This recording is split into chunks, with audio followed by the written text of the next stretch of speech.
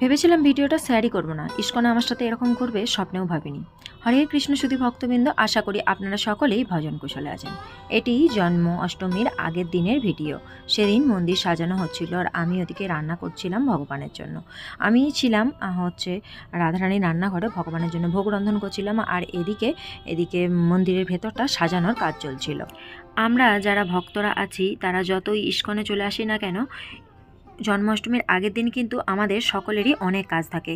যেমন শুকনো প্রসাদগুলো অনেকেই আমরা আছি যারা আগের দিন বানিয়ে নিই, তারপরে যারা ভগবানের বস্ত্র বানায়, যেমন আমি, আরও অনেক মাতাজিরা আছে আমার পাশে, তারাও সবাই ভগবানের বস্ত্র বানানো, আরও ইত্যাদি ইত্যাদি অনেক খুঁটিনাটি কাজ যেগুলো জন্মাষ্টমীর আগের দিনকে গুছিয়ে রাখতে হবে। তার ওপর কিন্তু এই আবার মন্দিরে আসা, সেদিন যেহেতু ছিল রবিবার সেই জন্য তো মন্দিরে আসতেই হতো। আর সবথেকে বড় বিষয় হলো যেটা, সেদিন মন্দিরে প্রভুজি মাতাজিরা কেউ ছিল না, কারণ ওনাদের ব্যবসায়িক ক্ষেত্রে একটা গণ্ডগোল হয়ে গেছিলো, সেই জন্য ওনারা আসতে পারেনি। সেই জন্য আমাকেই কিছুটা সামলাতে হচ্ছিলো। বাকি অন্যান্য ভক্তরা ছিল, ওরাও অনেক কাজ করছিল। আর এদিকে প্রভুজিরা তো মন্দির সাজানো আর ভজন করাতেই ব্যস্ত ছিল, দেখতেই পাচ্ছেন। এইবার জন্মাষ্টমী আমার খুব একটা ভালো কাটেনি, সেটা আপনাদের সঙ্গে পরে শেয়ার করছি।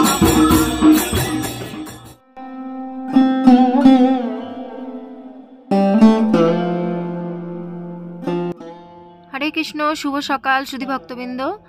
আজকে শুভ জন্মাষ্টমী, সকাল সকাল মন্দিরে চলে এসেছি, দেখতেই পাচ্ছেন। এখানে এসে ভগবানের দর্শনও আপনাদের সাথে করিয়ে দিলাম।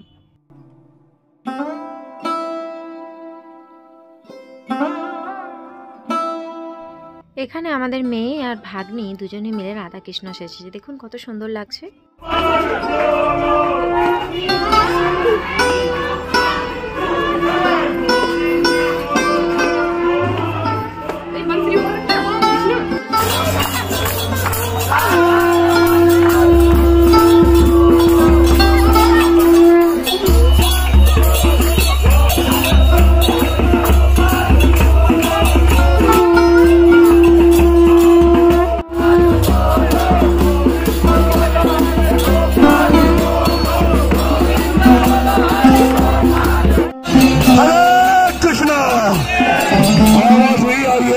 देख रहा ऊपर, हरे कृष्ण, राधे कृष्ण भगवान की, राधे कृष्ण भगवान की, हिंदुस्तान की, भारत माता की, हिंदू मुस्लिम सिख ईसाई आपस में भारत माता की, गोविंद बोलो बोलो बोल। কি আমার মতো আপনারাও ভাবছেন না যে এটা যদি ইস্কন হয়, যদি প্রভুপাদের আশ্রম হয়, তাহলে প্রভুপাদের নাম নেওয়া হয়নি কেন, গুরু মহারাজের নাম নেওয়া হয়নি কেন, ইস্কনের নাম নেওয়া হয়নি কেন, হরে কৃষ্ণ মহামন্ত্র হয়নি কেন? আসলে জানেন তো, মিডিয়ার সামনে যে যার রাজনীতি নিয়ে সে তার ব্যস্ত।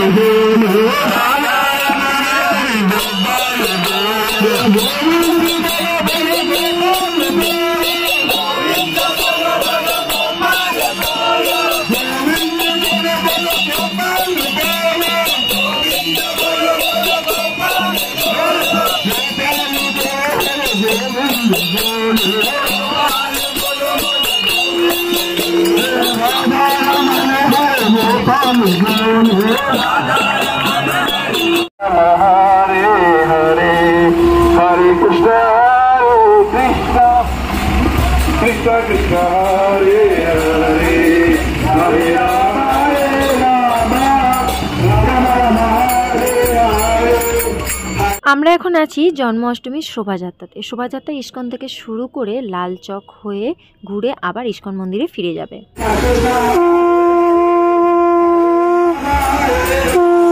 এখানে শোভাযাত্রায় সাধারণ ভক্ত যত না থাকে তার থেকে বেশি থাকে রক্ষাকর্তা, আপনারা সেটা দেখতেই পেয়েছেন।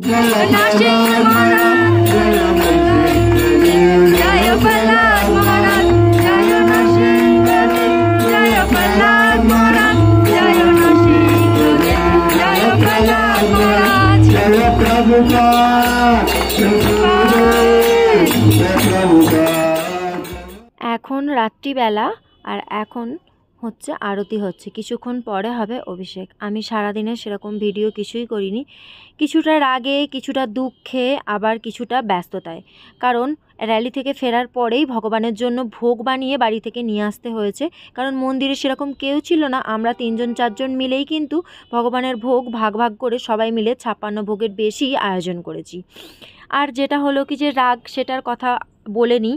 এটা যেহেতু ইস্কন, আর ইস্কনের প্রতিষ্ঠাতা শিল প্রভুপাদ, তো র্যালিতে একবারও কিন্তু প্রভুপাদের নাম নেওয়া হয়নি, বা এই যে ইস্কনটার প্রতিষ্ঠাতা নবযোগেন্দ্র গুরু মহারাজ, ওনারও নাম নেওয়া হয়নি। তো সেটার জন্য আমার ভীষণ রাগ হচ্ছিলো। মাঝখানে 2বার আমি জোর করে মাইক নিয়ে বলেছিলাম।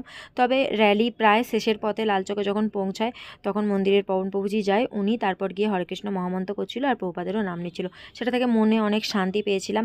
আর এখন আরতি চলছে আর আমরা ওদিকে গান করছি আর নৃত্য করছি, দেখতেই পাচ্ছেন। চলুন এটা একটু উপভোগ করুন, তারপরে আবার আসছি।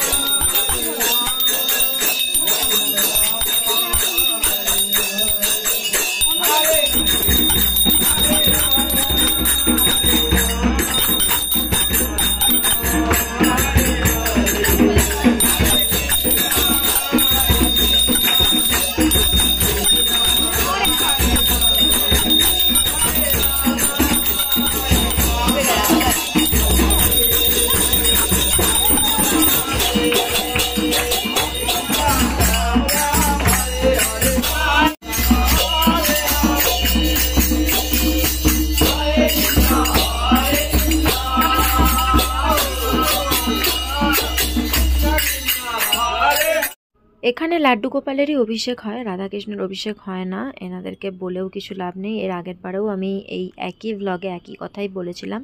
তো অভিষেক শেষে এখানে এখন পুষ্প অভিষেক হচ্ছে। আর পুষ্প অভিষেক দেখতে আমার ভীষণ ভালো লাগে, কারণ পুরো ফুল দিয়ে ভগবানকে চাপা হয়ে যায়, বেশ ভালো লাগে দেখতে। আর এখন সবাই পুষ্প অভিষেক করে নিয়েছে, তো সেই জন্য আমরা এখন লাড্ডু গোপালগুলোকে তুলে নিচ্ছি। তুলে নিয়ে গিয়ে ওখানে সিংহাসনে বসিয়ে দেব, আর এরপর ভোগ লাগানো হবে। আর আজকে সবাইকে আমি ভোগ দর্শন করাবো। এই যে দেখুন এখানে কত রকমের ভোগ লাগানো হয়েছে, আর এত রকমের ভোগ আমরা সকলে মিলে আয়োজন করেছি ভগবানের জন্য। সেটার একটা আলাদাই আনন্দ। আর সবাই এখানে ভোগ দর্শন করছে, দেখুন।